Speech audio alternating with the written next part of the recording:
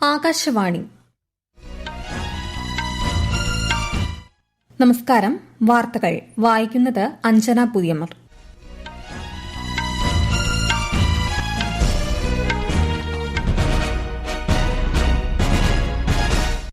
പ്രധാന വാർത്തകൾ. പാർലമെന്റിന്റെ ഇരുസഭകളിലും നടപടികൾ പുരോഗമിക്കുന്നു. കേന്ദ്ര ബജറ്റിനെതിരെ പാർലമെന്റ് പരിസരത്ത് പ്രതിപക്ഷ പ്രതിഷേധം. ബ്രിട്ടീഷ് വിദേശകാര്യ സെക്രട്ടറി ഡേവിഡ് ലമ്മി ഡൽഹിയിലെത്തി. വിദേശകാര്യമന്ത്രി എസ് ജയശങ്കർ, വാണിജ്യമന്ത്രി പീയൂഷ് ഗോയൽ എന്നിവരുമായി കൂടിക്കാഴ്ച നടത്തും. കർണാടകയിലെ ഷിരൂരിൽ മണ്ണിടിച്ചിലിൽ കാണാതായ കോഴിക്കോട് സ്വദേശി അർജുനായുള്ള തിരച്ചിൽ ഊർജിതം. നേപ്പാൾ തലസ്ഥാനമായ കാഠ്മണ്ഡുവിൽ പറന്നുയരുന്നതിനിടെ വിമാനം തകർന്നു വീണു. പാരീസ് ഒളിമ്പിക്സിന്റെ ഔദ്യോഗിക ഉദ്ഘാടനം മറ്റന്നാൾ. പുരുഷ ഫുട്ബോൾ, റഗ്ബി മത്സരങ്ങൾക്ക് ഇന്ന് തുടക്കം. വാർത്തകൾ വിശദമായി. പാർലമെന്റിന്റെ ഇരുസഭകളുടെയും നടപടികൾ പുരോഗമിക്കുന്നു. ബജറ്റുമായി ബന്ധപ്പെട്ട ചർച്ചകളാണ് നടക്കുന്നത്. കേന്ദ്ര ബജറ്റിൽ പ്രതിപക്ഷം ഭരിക്കുന്ന സംസ്ഥാനങ്ങളോട് വിവേചനം കാട്ടിയെന്നാരോപിച്ച് INDI സഖ്യ അംഗങ്ങൾ പാർലമെന്റിനു പുറത്ത് പ്രതിഷേധിച്ചു. എല്ലാ സംസ്ഥാനങ്ങൾക്കും തുല്യ പരിഗണന നൽകണമെന്ന് അംഗങ്ങൾ ആവശ്യപ്പെട്ടു. തുക അനുവദിച്ചതിലെ വിവേചനത്തിനെതിരെ പാർലമെന്റിലും പുറത്തും പ്രതിഷേധിക്കുമെന്ന് രാജ്യസഭാ പ്രതിപക്ഷ നേതാവ് മല്ലികാർജ്ജുൻ ഖർഗെ മാധ്യമങ്ങളോട് പറഞ്ഞു. കേന്ദ്ര ബജറ്റിൽ പ്രതിപക്ഷം ഭരിക്കുന്ന സംസ്ഥാനങ്ങളോട് വിവേചനം കാട്ടിയെന്ന ആരോപണം തള്ളി ധനമന്ത്രി നിർമ്മല സീതാരാമൻ. തെറ്റിദ്ധാരണ പരത്താനാണ് പ്രതിപക്ഷം ശ്രമിക്കുന്നതെന്നും ധനമന്ത്രി പറഞ്ഞു. മൂന്നാം നരേന്ദ്രമോദി സർക്കാരിന്റെ ബജറ്റിനെ പ്രകീർത്തിച്ച് US ഇന്ത്യ തന്ത്രപ്രധാന പങ്കാളിത്ത ഫോറം. ആഭ്യന്തര ഉപഭോക്താക്കളെയും വിദേശ നിക്ഷേപകരെയും പിന്തുണയ്ക്കുന്നതാണ് ബജറ്റെന്ന് USISPF പ്രതികരിച്ചു. ഇന്ത്യയിലെ ബിസിനസ് മേഖലയ്ക്ക് ഊർജ്ജം പകരുന്നതാണ് ബജറ്റ്. വ്യക്തിഗത വ്യാവസായിക നികുതി ഇളവുകളും ഗുണം ചെയ്യുമെന്ന് US ഇന്ത്യ തന്ത്രപ്രധാന പങ്കാളിത്ത ഫോറം വെളിപ്പെടുത്തി. കേന്ദ്ര ബജറ്റിനെ സ്വാഗതം ചെയ്ത് UAEയിലെ ഇന്ത്യൻ സമൂഹം. സാമ്പത്തിക വളർച്ചയ്ക്കും നവീകരണത്തിനും ബജറ്റ് ഉപകരിക്കുമെന്നാണ് ഇന്ത്യൻ സമൂഹം അഭിപ്രായപ്പെടുന്നത്. സ്വർണത്തിന്റെ ഇറക്കുമതി തീരുവ 15% നിന്ന് 6% കുറച്ചതും സ്വാഗതാർഹമാണെന്ന് ഇന്ത്യൻ വംശജർ പറഞ്ഞു. കേന്ദ്ര ധനമന്ത്രി നിർമ്മല സീതാരാമൻ ഇന്നലെ അവതരിപ്പിച്ച കേന്ദ്ര ബജറ്റിൽ സർക്കാർ ഖേലോ ഇന്ത്യ പരിപാടിക്ക് നീക്കിവച്ചത് 900 കോടി രൂപ. വിശദാംശങ്ങളിലേക്ക്. കായിക മേഖലയ്ക്ക് സർക്കാർ വലിയ പ്രാധാന്യമാണ് നൽകുന്നത്.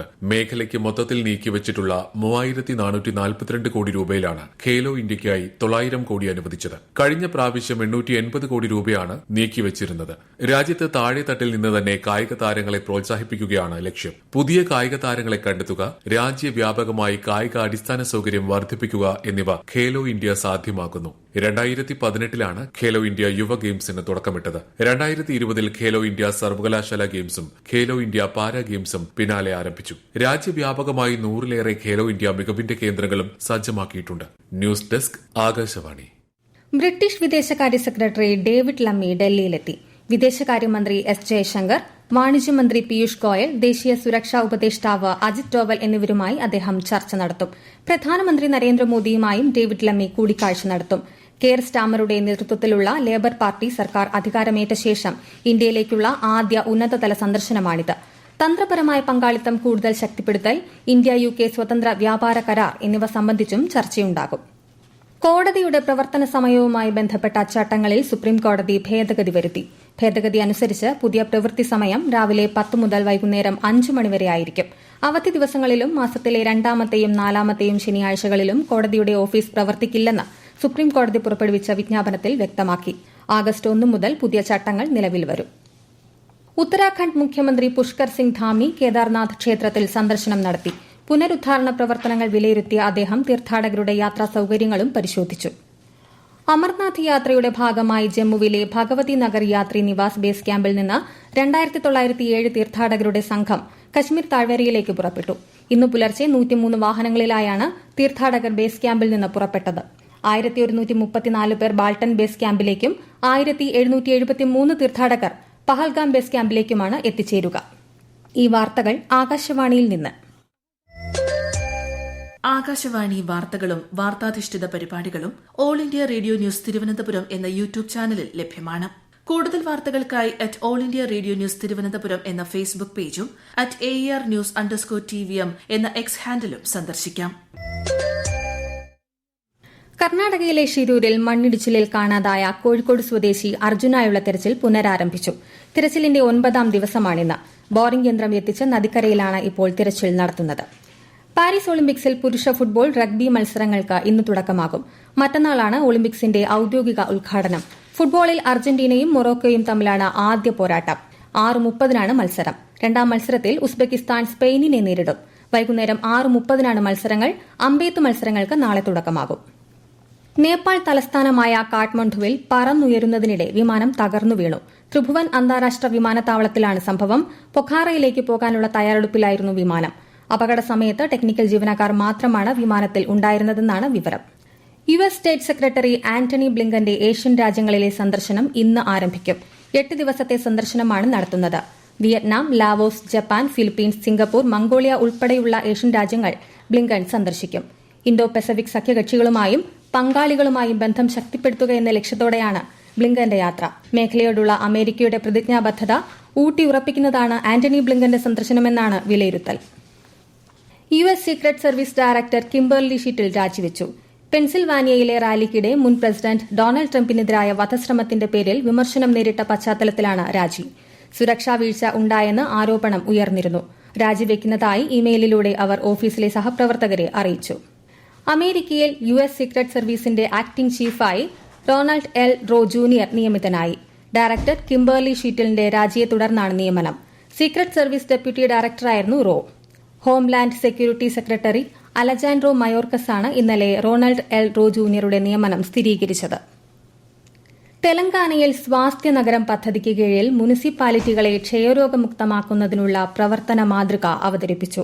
അടുത്ത 3 വർഷത്തിനുള്ളിൽ ക്ഷയരോഗബാധിതരുടെ എണ്ണം 3-1 കുറയ്ക്കാനും മരണനിരക്ക് കുറയ്ക്കാനും ലക്ഷ്യമിട്ടാണ് പദ്ധതി നടപ്പാക്കുന്നത്. ആദ്യഘട്ടത്തിൽ പീർസാദിഗുഡ, ബോഡുപ്പൽ, പോച്ചാരം മുനിസിപ്പൽ കോർപ്പറേഷനുകളിൽ മാതൃക നടപ്പിലാക്കും.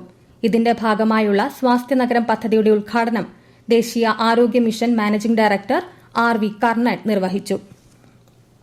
ഹൈദരാബാദിലെ ദിയാഗുഡയിൽ വെങ്കിടേശ്വര നഗർ കോളനിയിലെ കെട്ടിടത്തിലുണ്ടായ തീപിടുത്തത്തിൽ 10 വയസ്സുകാരി മരിച്ചു. 5 പേർക്ക് പരിക്കേറ്റിട്ടുണ്ട്. 20 പേരെ കെട്ടിടത്തിനുള്ളിൽ നിന്ന് രക്ഷപ്പെടുത്തി. ഇന്ന് പുലർച്ചെയായിരുന്നു സംഭവം. കെട്ടിടത്തിന്റെ താഴത്തെ നിലയിലുള്ള ഫർണിച്ചർ ഗോഡൌണിൽ നിന്ന് മുകളിലേക്കുള്ള നിലകളിലേക്ക് തീ പടരുകയായിരുന്നു. പോലീസും അഗ്നിശമന സേനയും ചേർന്ന് തീ നിയന്ത്രണ വിധേയമാക്കി. ഷോർട്ട് സർക്യൂട്ടാണ് തീപിടുത്തത്തിന് കാരണമെന്നാണ് പ്രാഥമിക നിഗമനം. കേന്ദ്ര ബജറ്റിനെയും നീറ്റ് UG പരീക്ഷയെയും വിമർശിക്കുന്ന പ്രതിപക്ഷ കക്ഷികൾക്കെതിരെ BJP. നീറ്റ് പരീക്ഷയുടെ പരിശുദ്ധി നഷ്ടപ്പെട്ടിട്ടില്ലെന്നാണ് സുപ്രീംകോടതി വ്യക്തമാക്കിയതെന്ന് BJP വക്താവ് രവിശങ്കർ പ്രസാദ് ചൂണ്ടിക്കാട്ടി. പ്രതിപക്ഷ കക്ഷികൾ ഈ വിഷയത്തിൽ രാജ്യത്തെ തെറ്റിദ്ധാരണ പരത്തിയെന്നും അദ്ദേഹം കുറ്റപ്പെടുത്തി. പരീക്ഷയിൽ കൃത്രിമം ഉണ്ടായെന്ന് വ്യക്തമായപ്പോൾ തന്നെ സർക്കാർ CBI അന്വേഷണത്തിന് ഉത്തരവിട്ടെന്നും ശ്രീ രവിശങ്കർ പ്രസാദ് പറഞ്ഞു. ബജറ്റ് സമൂഹത്തിലെ എല്ലാവർക്കും വേണ്ടിയാണെന്നും അദ്ദേഹം പറഞ്ഞു. അർബുദ മരുന്നുകളുടെ കസ്റ്റംസ് തീരുവ ഒഴിവാക്കി കേന്ദ്ര സർക്കാർ. അർബുദ രോഗികൾക്ക് മിതമായ വിലയിൽ മരുന്നു ലഭ്യത ഉറപ്പാക്കുന്നതിന്റെ ഭാഗമായാണ് നടപടി. ഇത്തവണത്തെ കേന്ദ്ര ബജറ്റിൽ 3 ക്യാൻസർ മരുന്നുകളെ കൂടി കസ്റ്റംസ് തീരുവയിൽ നിന്ന് ഒഴിവാക്കുന്നതായി ഇന്നലെ പാർലമെന്റിൽ കേന്ദ്ര ധനമന്ത്രി നിർമ്മല സീതാരാമൻ വ്യക്തമാക്കിയിരുന്നു. സ്തനാർബുദം, ശ്വാസകോശാർബുദം, ബിലിയറി ട്രാക്ട് ക്യാൻസർ എന്നിവയ്ക്കുള്ള മരുന്നുകളുടെ കസ്റ്റംസ് തീരുവയാണ് ഒഴിവാക്കിയത്. രാജ്യത്തെ 27 ലക്ഷം ക്യാൻസർ രോഗികൾക്ക് ഇത് പ്രയോജനകരമാകുമെന്ന് കേന്ദ്ര ആരോഗ്യ മന്ത്രാലയം അറിയിച്ചു. എക്സ്റേ ട്യൂബുകളുടെയും ഫ്ളാറ്റ് പാനൽ ഡിറ്റക്ടറുകളുടെയും കസ്റ്റംസ് ഡ്യൂട്ടി നിരക്കുകളും ധനമന്ത്രി പരിഷ്കരിച്ചതായി മന്ത്രാലയം അറിയിച്ചിട്ടുണ്ട്. 2024-25 1000 ദശലക്ഷം ടണ്ണിലധികം കൽക്കരി ഉൽപാദനമാണ് സർക്കാർ ലക്ഷ്യമിടുന്നതെന്ന് കേന്ദ്ര സർക്കാർ. ഈ മാസം 19 വരെ കൽക്കരി ഉൽപാദനം 294 ദശലക്ഷം ടണ്ണിൽ എത്തിയതായി കേന്ദ്ര കൽക്കരി മന്ത്രാലയം അറിയിച്ചു. ഇത് കഴിഞ്ഞ വർഷത്തേക്കാൾ 11% വളർച്ചാ നിരക്കാണ് സൂചിപ്പിക്കുന്നത്. സുസ്ഥിര സാമ്പത്തിക വികസനം ലക്ഷ്യമിട്ട് വിവിധ മേഖലകളിലെ ഊർജ്ജ ആവശ്യങ്ങൾ നിറവേറ്റുന്നതിനുള്ള മന്ത്രാലയത്തിന്റെ പ്രതിബദ്ധതയാണ് ഇത് വ്യക്തമാക്കുന്നത്. പ്രധാന വാർത്തകൾ വീണ്ടും. പാർലമെന്റിന്റെ ഇരുസഭകളിലും നടപടികൾ പുരോഗമിക്കുന്നു. കേന്ദ്ര ബജറ്റിനെതിരെ പാർലമെന്റ് പരിസരത്ത് പ്രതിപക്ഷ പ്രതിഷേധം. ബ്രിട്ടീഷ് വിദേശകാര്യ സെക്രട്ടറി ഡേവിഡ് ലമ്മി ഡൽഹിയിലെത്തി. വിദേശകാര്യമന്ത്രി S. ജയശങ്കർ, വാണിജ്യമന്ത്രി പീയൂഷ് ഗോയൽ എന്നിവരുമായി കൂടിക്കാഴ്ച നടത്തും. കർണാടകയിലെ ഷിരൂരിൽ മണ്ണിടിച്ചിലിൽ കാണാതായ കോഴിക്കോട് സ്വദേശി അർജുനായുള്ള തിരച്ചിൽ ഊർജിതം. നേപ്പാൾ തലസ്ഥാനമായ കാഠ്മണ്ഡുവിൽ പറന്നുയരുന്നതിനിടെ വിമാനം തകർന്നു വീണു. പാരീസ് ഒളിമ്പിക്സിന്റെ ഔദ്യോഗിക ഉദ്ഘാടനം മറ്റന്നാൾ. പുരുഷ ഫുട്ബോൾ, റഗ്ബി മത്സരങ്ങൾക്ക് ഇന്ന് തുടക്കം. വാർത്തകൾ കഴിഞ്ഞു. അടുത്ത വാർത്താ പ്രക്ഷേപണം വൈകിട്ട് 6:30.